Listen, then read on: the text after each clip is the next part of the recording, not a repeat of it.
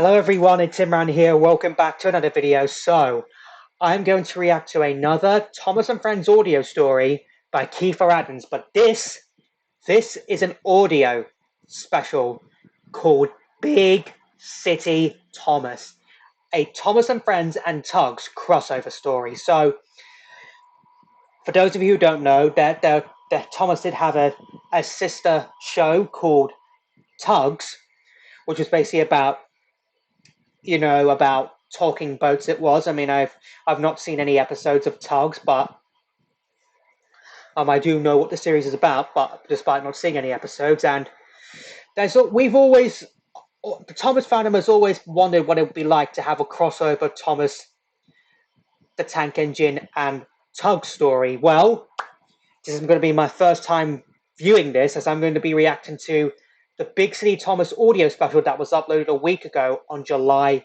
2nd. So it has been a while since I've done a Thomas reaction, and it has actually been a while, so I was like, you know what, it's been a while since I've done a Thomas reaction, so why not just react, not just do a Thomas reaction. And what better way to do a Thomas reaction than to react to this audio special by Kiefer Adams. The last audio story that I reacted to from Kiefer was this series 3 finale, Passing the Starlight Express. If you want to go check my reaction to that out, it'll be in the top right corner of your screen. But yeah, this will be the last video that I react to today. I was like, you know what, this is just going to be just a simple video for me to react to, because it's been a while since I've done a Thomas reaction, and obviously I want to see what this one is all about. So yeah, that's basically all I gotta say. So yeah, really looking forward to this. Looking forward to see what is going to happen in this story, and see if there's any dramatic moments in it. Links to the video I'm reacting to in the description down below as always. So without further ado, let's just get straight into this. I've been wanting to react to this for quite some time, so yeah, this is definitely going to be an exciting. Big City Thomas, a crossover special. Written and told by Kiefer Adams. The tugboat, for its size, is the most powerful craft to float. And the Star Tugs and the Z-Stacks are the power behind the docks and waterways that make up the big city port. The Big Freeze had come to an end, and the tugboats of Captain Star and Captain Zero's fleets were back at work at the big city port. They were to expect a very important visitor, but an extra arrival caught them all unawares. It was none other than the notorious gangster Johnny Cuba. During his last visit, he had been captured by the authorities due to his past rivalry with Captain Zero. But he had since escaped, and was not only seeking revenge on Captain Zero and the Z-Stacks, but now he wanted revenge on Captain Star's fleet too, for their involvement in his last arrest. He stayed out in the estuary, planning and plotting. But he had no idea that the big city port was to be getting a visitor of their own. On the island of Sodor, the Fat Controller was pacing the platform of Elsbridge Station, waiting for Thomas to arrive. James was also waiting too. At that moment, Thomas came panting in with Annie and Clarabelle. "I'm sorry I'm late, sir," he panted. Oh dear. "You're right on time," said the Fat Controller. "Thomas, I have a very special announcement for you." What is it? Thomas was surprised. But the Fat Controller continued. "Captain Star of his Star Tugs of Big City Port has sent me a letter regarding some extra help around the railways of the harbour. Would you like to help the engines at the port for a week?" Thomas's mouth gaped open. Yep, he's going to say yes. "I'd be delighted, sir," he said. "Thank you." "Can we all go, sir?" asked James. "You will have work to do," laughed the Fat Controller. Yep. Thomas was very excited. "When do I leave, sir?" "Next week," said the Fat Controller. "So you better get yourself ready by then." "Yes, sir, I will, sir," said Thomas, and he scampered away whistling with excitement. Oh. James was disappointed that not all the engines could go, but he was secretly pleased for Thomas as the Fat Controller hopped onto his cab and took him back to the...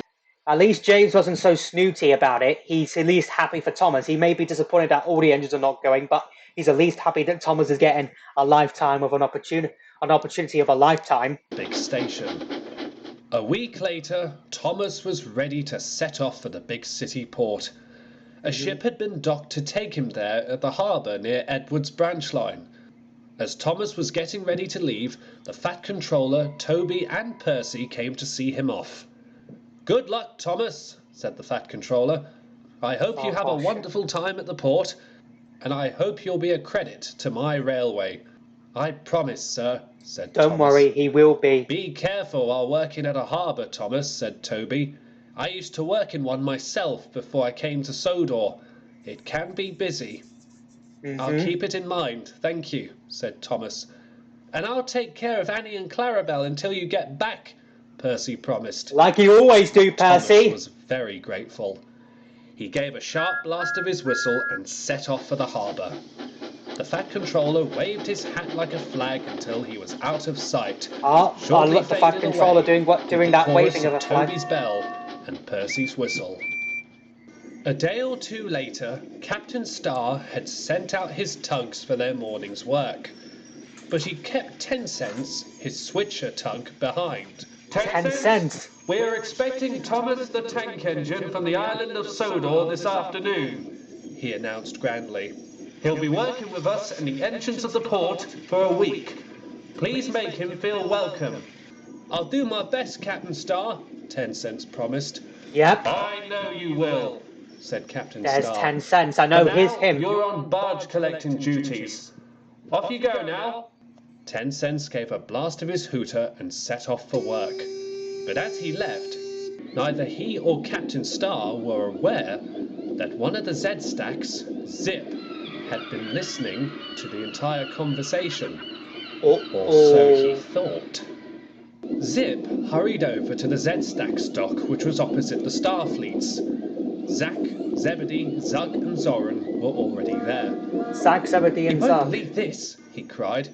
"I've just heard that Captain Star's ordered a new engine that's going to work with the Star Tugs. We might be out of a job." "Don't be stupid, you blithering idiot," snapped Zoran. "But what would Captain Star want with a steam engine? He's already got that goody two-wheeled puffer and that little owl to look after." "And this is coming from my fleet, who recently got us into trouble with the fire brigade for jamming a fire barge across the creek," roared the voice of Captain Zero. "I want to make this very clear." They think that they're going to be replaced, they are. Oh dear, he's misunderstood it. I have a feeling that's not going to end well. "Anyone who crosses paths with me or my Zeros will suffer dreadfully. Is that understood?" There was a chorus of mutters and "Yes, Captain Zero" amongst the tugs. "Now then, off to work with the lot of you," ordered Captain Zero, and the Z-Stacks, apart from Zoran, all left. "Keep an eye out for this engine in question," advised Captain Zero. "You'll never know with visitors these days." Zoran completely understood. When afternoon came, Thomas was finally docked at the big city port. He was amazed with his new surroundings. Quite big, isn't it? And fireman had to admit it was such an incredible place to be. As Thomas was being unloaded from his ship, he noticed a little tank engine shunting flatbeds nearby. "Oh yeah." "Hello there," the engine whistled. "You must be Thomas. We were expecting you." "It's great to be here," said Thomas. "Do you know I can find the Star Tugs?" "They're everywhere, pet," chuckled the engine. "My name's Little Owl. He'll be working alongside me and Puffer, but you'll meet him in good time." Thomas was very grateful. "But if you want to find the Star Tugs," said Little Owl, "just follow the many bridges we got. Our railway crosses the port left, right and centre." "Wow. "Well, thank you very much," replied Thomas. I didn't even know that." He was soon steamed and was on his way. That must be a dream harbour that anyone will want to work at. Whenever you're a steam engine or whenever you're a person, the big city harbour must be you're arguably your number one dream place if you wanted to work at a harbour right there. And judging from what I'm hearing about the big city harbour, definitely looks like it. Little Owl was very impressed. We should have more engines like him more often, she chuckled. Yep. And she casually went back to work. I don't see the point of having another engine working at the port, complained Top Hat to 10 cents. Besides, we've already got Puffer and Little Owl to worry about. But this engine's a visitor, advised 10 cents. He'll be working with us mostly. At that moment, Thomas crossed over one of the bridges. Excuse me, he called. Are you members of the Starfleet? That's us, mate, said 10 cents. You must be Thomas. Welcome to Big City Port. That's Thomas? Exclaimed Top Hat. Well, I was expecting something bigger. I don't see why Captain Star had something small to do such big work around the port. Honestly. Top Hat, why? Top Hat chuffed away to his railway barges. Thomas was rather hurt. Don't pay any attention to him, reassured 10 cents. You'll be all right. I'll show you to one of the yards you're going to work at. It's not far from here. Thomas felt a little better getting to know 10 cents as the Star Switcher led him to the shunting yards. They're not letting him be welcome at all. Out in the estuary, sunshine. I can't believe how rude Top Hat was right there. 10 cents was given Top Hat right there. Good job on 10 cents for making Thomas feel welcome. Because it just seems that the other tugboats are not all that welcoming of Thomas right there. The smallest of the Starfleet was carrying out distress calls. He hadn't been lucky yet, but the old pier outside of the port had made him feel a little concerned.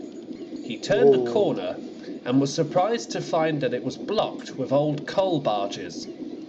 He was just wondering whether to report the matter to Captain Star when... Well, what do we have here then? Sunshine froze when he saw the mighty shape of Johnny Cuba before him. Cuba? Oh, what are you doing here, man? Cried Sunshine. Making sure that you don't escape, Johnny roared. He revved his engine, reversed, and quickly blocked Sunshine in with more barges that were hidden behind him. You can't do this to me, wailed Sunshine. I think you'll find I can, mate, roared Johnny. But you can't. Oh dear. Captain Star and Captain Zero are going to pay for my last little venture. If they ever want to see you in good working order again, I'm sure they're going to pay handsomely for your release. No. And cackling at his own wit, Johnny Cuba sailed away, leaving Sunshine frightened, wondering what he had gotten himself into. Meanwhile, 10 cents had shown Thomas the yard he was going to be working at. The little tank engine was so far performing very well. I must ask, 10 cents, said Thomas. Who is this Puffer? Oh, you'll meet him in time, reassured 10 cents. Little Owl said that, muttered Thomas quietly. Both Star Tug and Tank Engine were then interrupted by a shrill whistle from the Coast Guard. What was that? Captain Star has confirmed that Sunshine has not returned from his distress calls, he said. Have any of you two seen him? I haven't seen him since this morning's briefing, replied 10 cents. Oh dear. The Coast Guard then looked at Thomas. You must be our visitor, he said. Do you know anything about this? I couldn't tell you if I knew, sir, said Thomas. Yep. However, when I was crossing one of the bridges to find the Starfleet, there was an old pier just outside the port, and I think I saw a tramp steamer hanging out there, and... Was this tramp steamer blue with rusted rims? Asked the Coast Guard. I think so, yes, yeah, I think it was. Thomas, but then that settles it, interrupted the Coast Guard. Johnny Cuba has returned. I don't know what his motives are this time, but I must inform Captain Star and Captain Zero at once. And the Coast Guard hurried away. Who's Johnny Cuba? Asked Thomas. He's a past foe, said 10 cents. Yep. Out in the estuary, Zug was also on distress calls as ordered by Captain Zero. Zug. He was just passing Dender Rocks when a large looming shape appeared. Oh no, it's Johnny again. Well. Captain Zero's little Zug, growled Johnny Cuba as he came to a stop.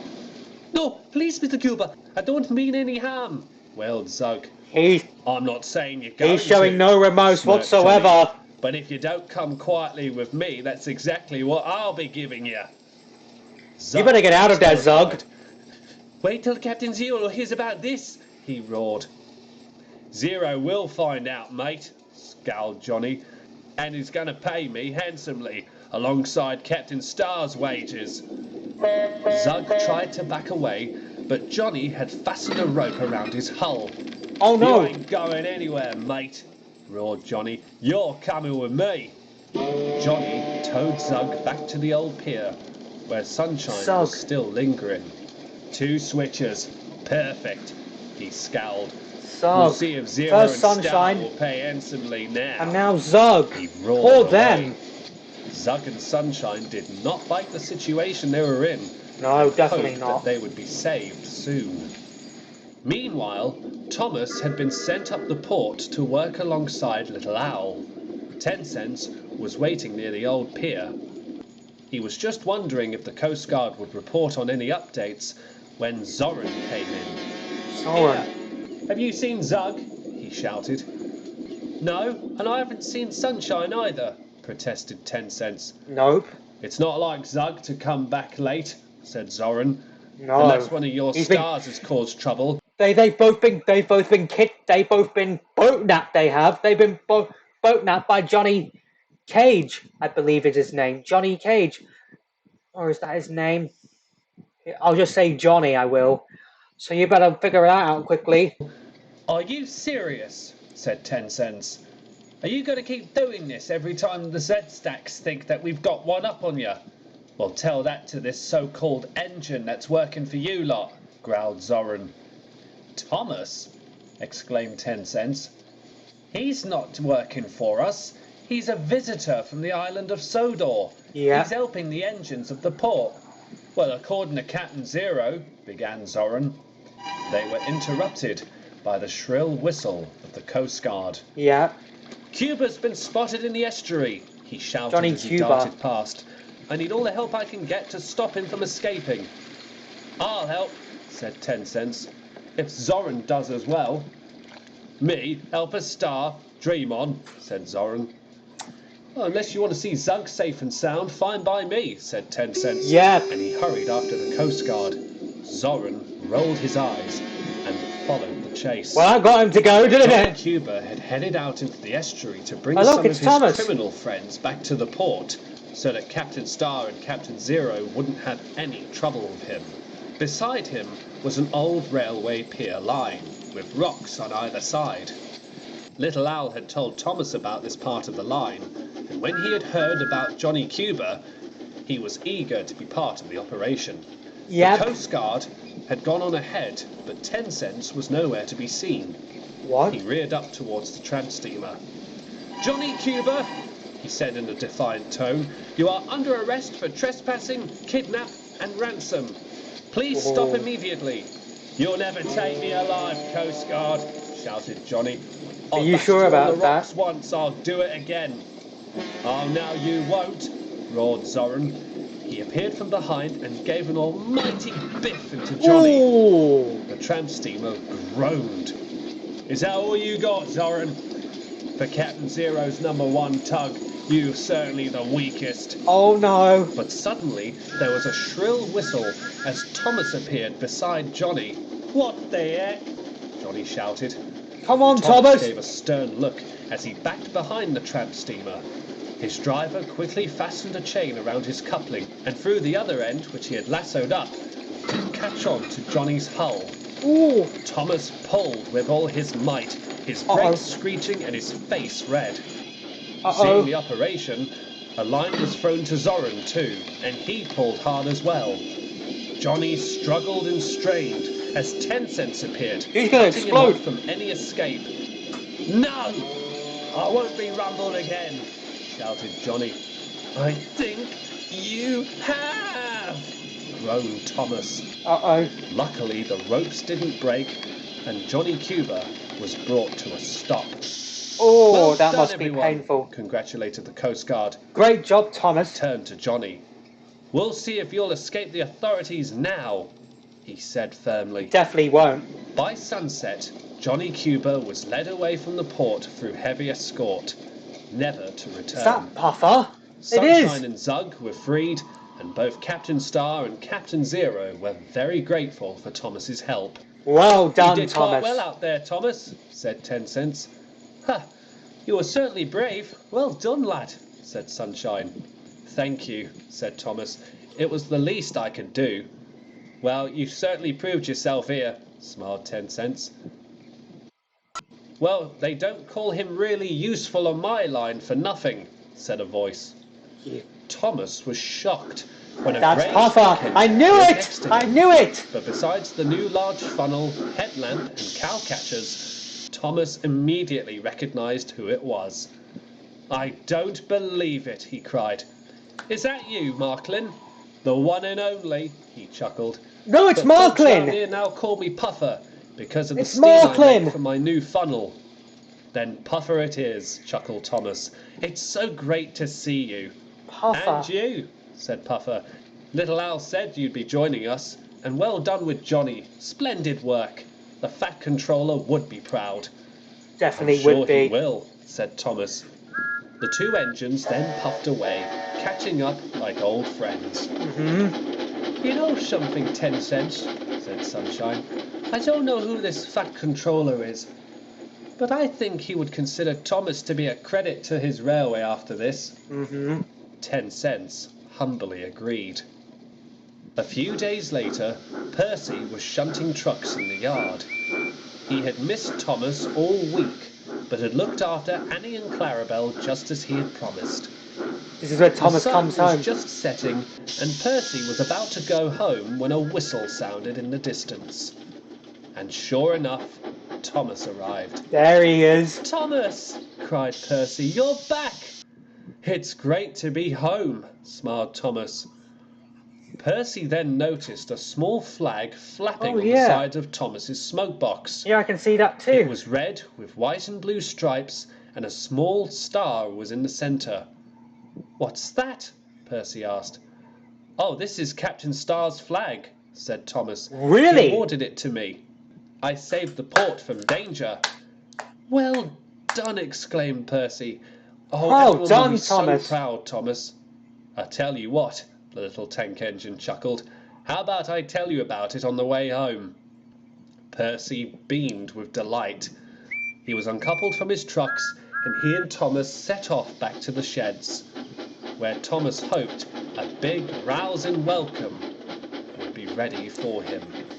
Thomas proved that he is not just really useful on the island of Sodor, but he also proved he was just as useful at the big city port, home to Captain Star and Captain Zero's tugs.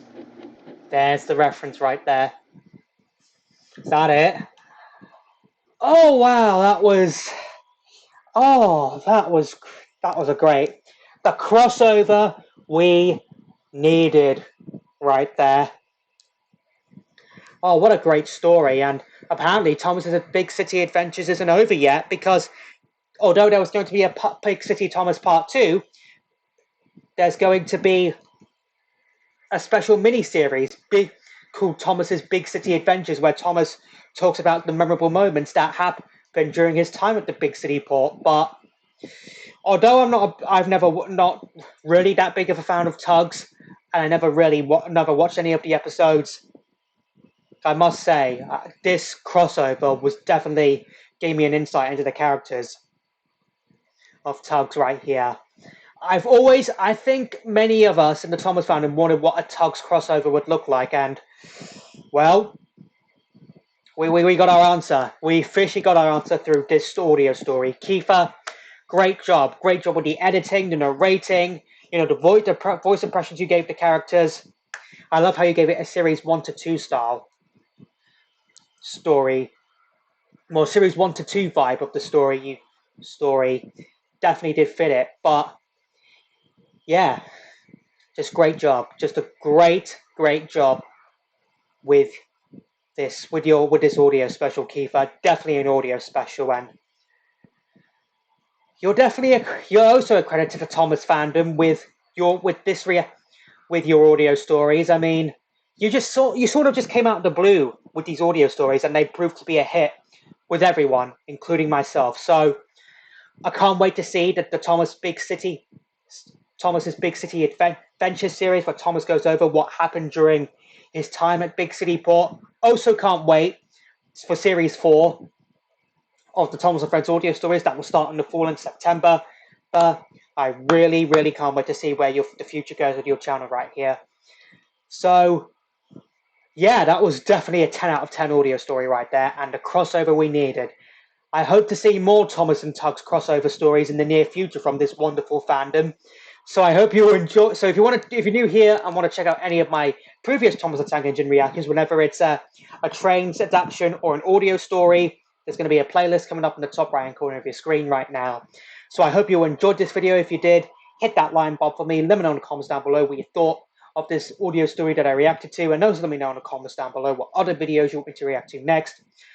Follow me on Instagram, links will be in the description down below. Share this video, subscribe if you're new here, ring that bell to get notified for when I upload new videos or when I post in the community tab, and I'll see you all in the next one. Bye!